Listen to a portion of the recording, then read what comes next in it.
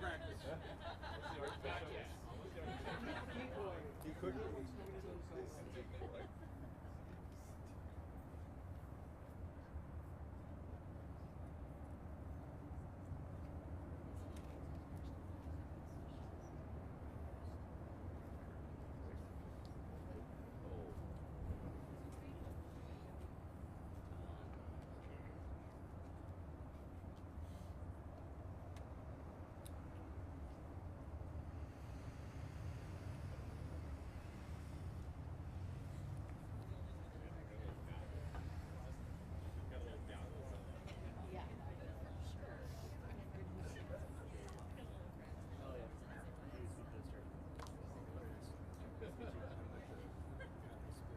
Oh, cool. Is that based around here?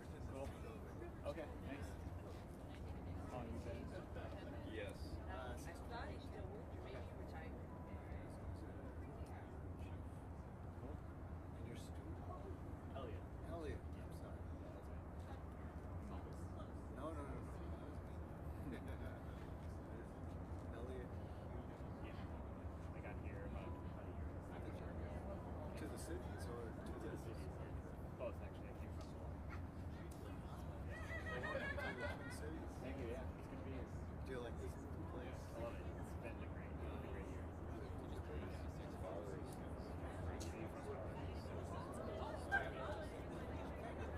Grew up in Fargo, studied here as a student, left for 30 odd It years. looks like,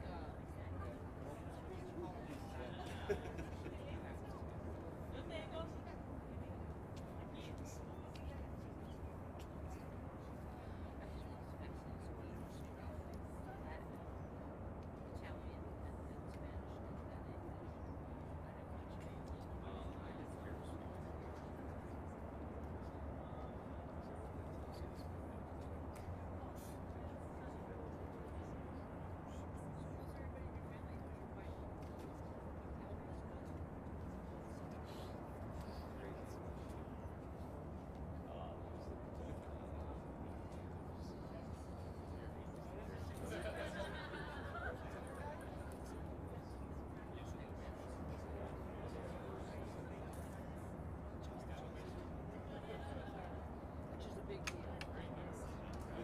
It's more aggressive. Right? So those first five.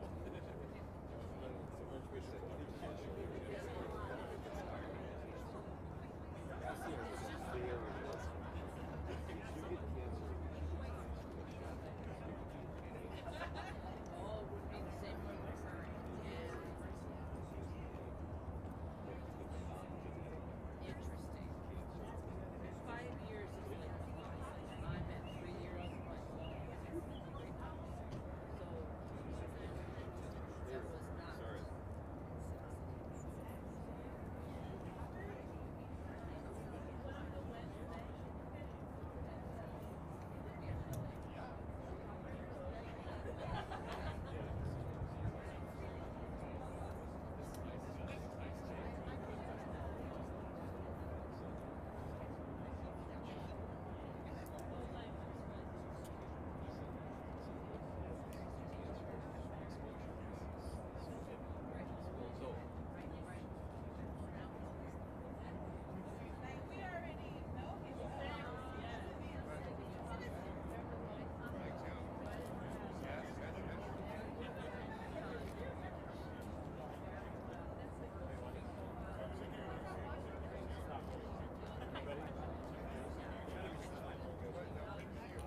that was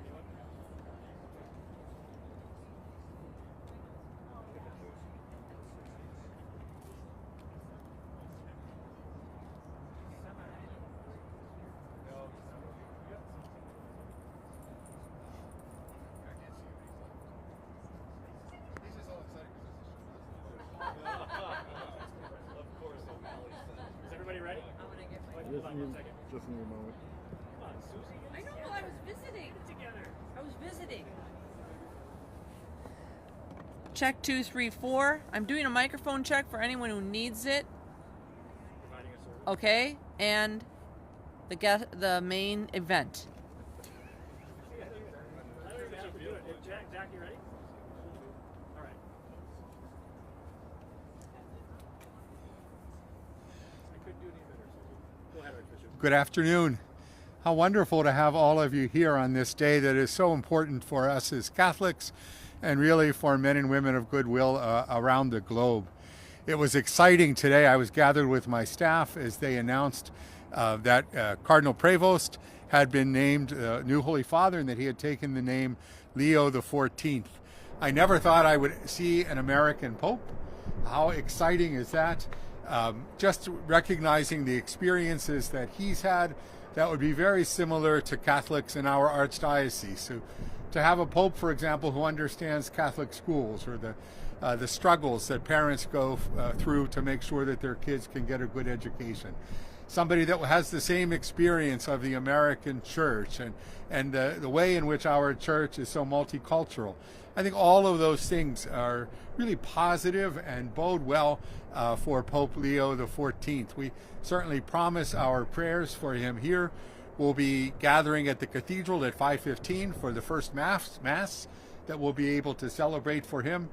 Since the passing of Pope Francis, there's been a part in Eucharistic prayer that we always have to leave vacant without a Pope. So it will be exciting today to pray for the first time for Leo, the Pope's, the Lord's humble servant. So it'll be a real privilege to be there at the cathedral. And I'm just open for any questions that you might have. Yes? Were you surprised? So 2 questions. Was I surprised and did I know him? One, I don't know him. We've corresponded before by letters. So we've had some contact, but I've never met him.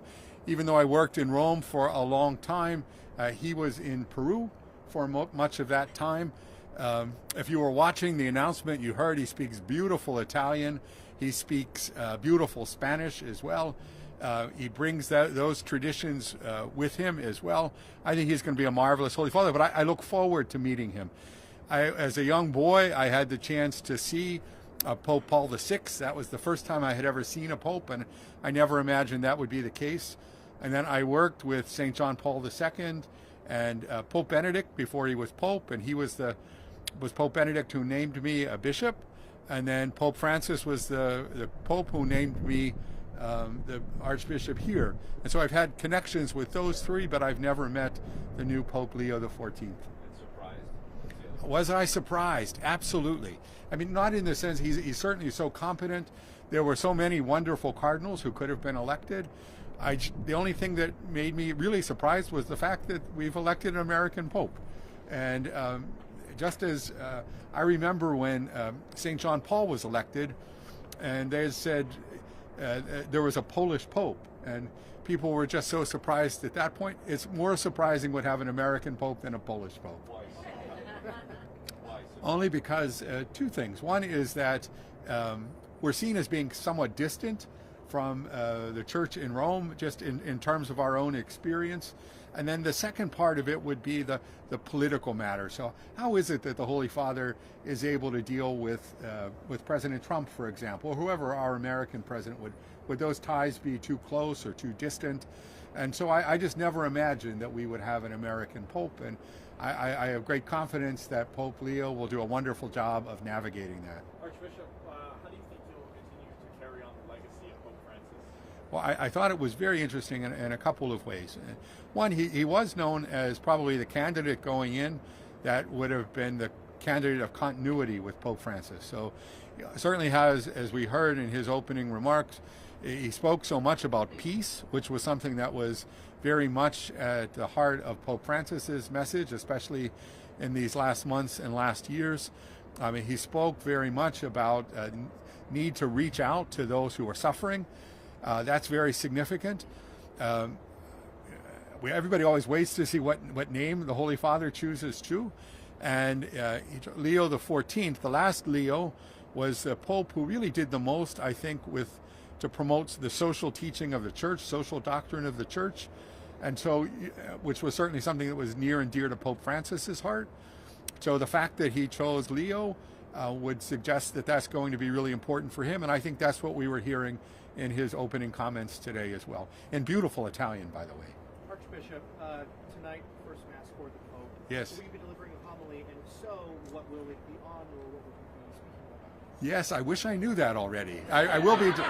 I will be delivering the homily. It will probably be brief, but it's just an opportunity to speak about the role of the Pope in our church, and how important is the successor of Peter, and just the ways in which Jesus promised that he would always lead our church and that he would give us shepherds.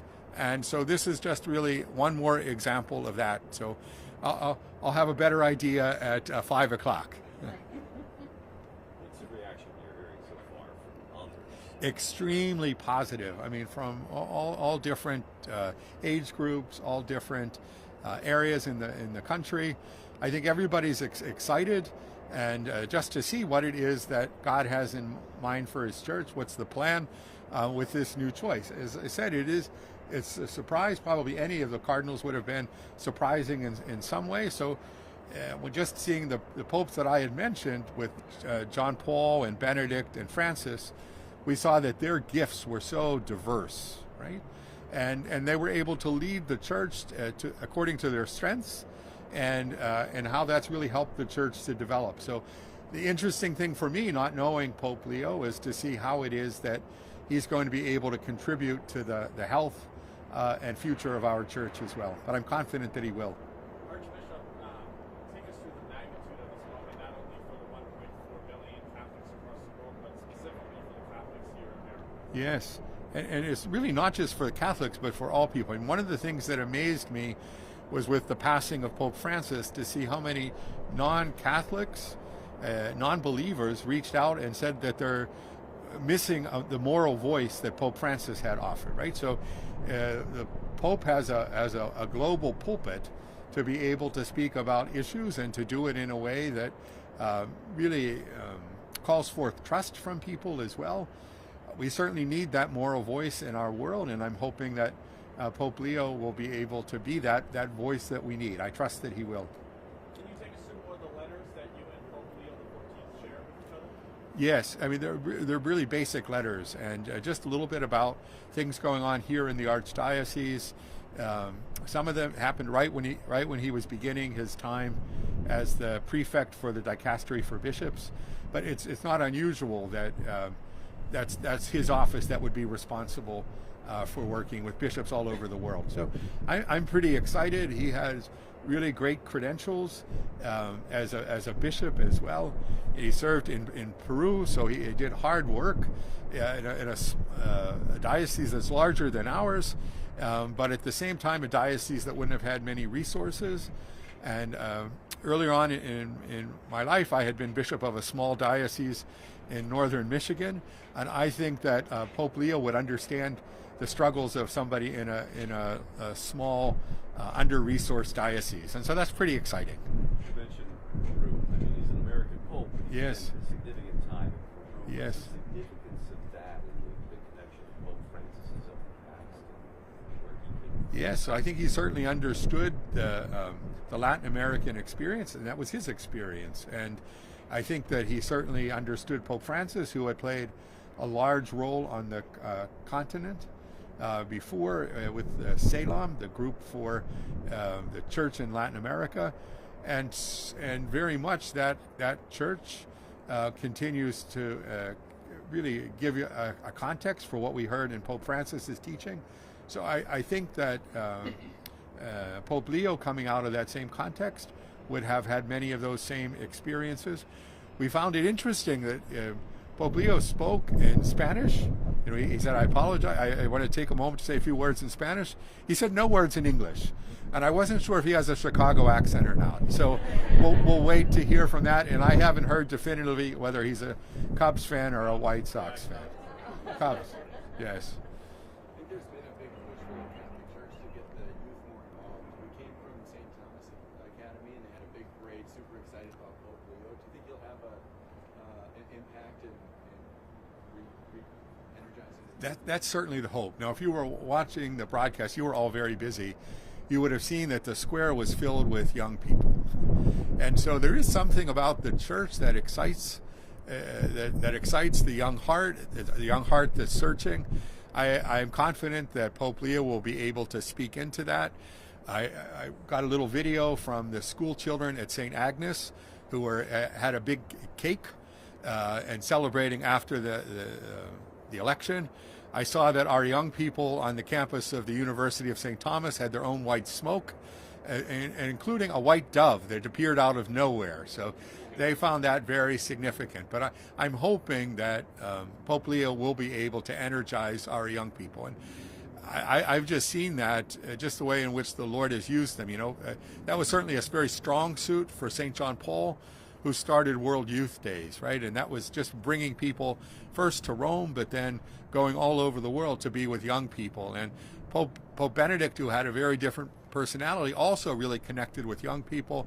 Pope Francis, I had the chance to be World Youth Day with him in Rio de Janeiro, and I saw the way that he just excited young people. So I think no matter what their gifts are, that there's something in the young heart that's going to be willing to affirm that and to recognize that, and we hope to listen to the voice. Archbishop, in the first couple of hours that we've known who the new Pope will be, have you had an opportunity to pray for him? And if you have, what are some things that you've prayed for? Yes, I pray for strength, first of all, right? Because I can't imagine what that would be like to be responsible for the church around the world and to be that moral voice that we were speaking about, right? And just that he would have the health and the strength to continue that important mission, and certainly the wisdom as well. He spoke beautifully about oneness in the church, and at least many of the commentators leading up to the conclave all spoke about divisions in the church and the importance of there being a candidate, a new pope, who would be able to be that source of unity. And so that's been my prayer for him, is that he might be that source of unity for us. Not wearing it now, I would wear it normally at Mass. Every archbishop gets a little band of wool called a pallium from the Pope. So I had to go over and I received it from Pope Francis. But it's a sign of being in communion with the Bishop of Rome, with the successor of Peter. And just the way our church is set up, with each archbishop being in communion with the Bishop of Rome, it promotes unity throughout the whole church. And so I look forward to hearing how it is that Pope Leo will be able to lead us into that unity. Is he one of the younger popes ever? He's 69. He seems young. He's certainly younger than Pope Benedict and Pope Francis, but he would be older than Pope John Paul. So I was reading the newspapers, your newspapers, and television programs the same way. Everybody was saying they expected a cardinal in his 70s, and so Pope Leo is younger than that. So that's a little bit on back to the question of surprise. But he seems like he has a lot of energy, and I hope that will be great. And just in the work that he's been doing, even in these last 2 years, in leading the dicastery for bishops. He's responsible for the appointment of bishops in most of the world. There's somebody else that helps with that in the mission countries. But so that in itself is a huge job, and he's done that very well. Archbishop, apart from what the new Pope said in his remarks, a lot of people are saying he seemed to speak with a lot of joy and a lot of grace. What did you take of just his mannerisms, what he was wearing, things of that nature? Yes. No, I thought he was very calm. Obviously, with the benefit of a television close-up, you could see that there was emotion that was there too. But for the most part, he really maintained his cool through the whole thing, and there was a joy that was there as well as a confidence. Those of you who might remember when Pope Francis came out, he had a little bit of that deer in the headlights look, right? We didn't see that today with Pope Leo, and he was very confident in leading us in prayer as well. Really, it was beautiful the way in which he called upon the church to ask for the intercession of Mary, Jesus' mother, to guide the church. And I thought he did a really fine job with that. And there was that, I detected that joy for sure. And you could see on the faces of most of the cardinals, they were very joyful as well. So. All right, anybody, anything else? Last chance. All right, thanks everybody for coming. Thanks, Archbishop. Thank you, Tom. Thank you. Thanks. Good stuff.